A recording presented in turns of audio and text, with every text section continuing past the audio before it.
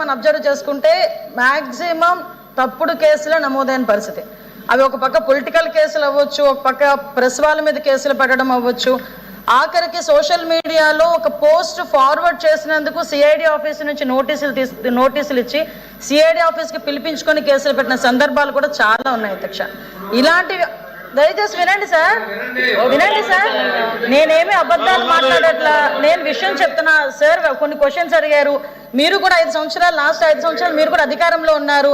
ఏ కేసులు ఎలా పెట్టాలి, ఏ కేసు ఇన్వెస్టిగేషన్ స్టేజ్లో ఎలా ఉంటాయి, కోర్టుకు వెళ్ళిన తర్వాత ఎలా ట్రయల్స్లో ఎంత టైం పడుతుందో అవన్నీ కూడా మీకు కూడా తెలుసు. యాజ్ ఆఫ్ నౌ నేను చెప్పేది ఏంటంటే అధ్యక్ష, జెన్యూన్గా ఒక కేసు పెడితే దానికి సంబంధించి కోర్టులో మనం ఫైట్ చేసుకోవటమా, కోర్టులకు మనం ఆశ్రయించడం అన్నది పక్కన పెట్టచ్చు అధ్యక్ష.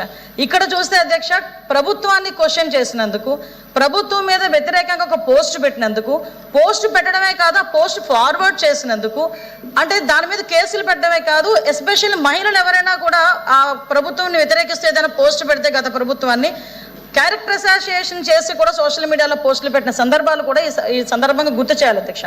దీంట్లో భాగంగా అధ్యక్ష చాలా మంది మీద కేసులు, అమరావతి రైతులు రాజధాని అమరావతి ఉండాలని చెప్పేసి కోరుకునే నేపథ్యంలో వందలాదిగా కేసులు పెట్టిన నేపథ్యం.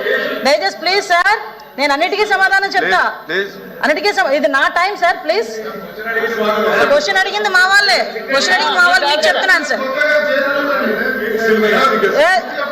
అదేవిధంగా అధ్యక్ష, ఎస్సీ అట్రాసిటీ కేసులు నా మీద ఎస్సీ అట్రాసిటీ కేసు పెడితే నేను ఇప్పటికీ కూడా కడప కోర్టుకి మాట్లాడమంటున్నానండి.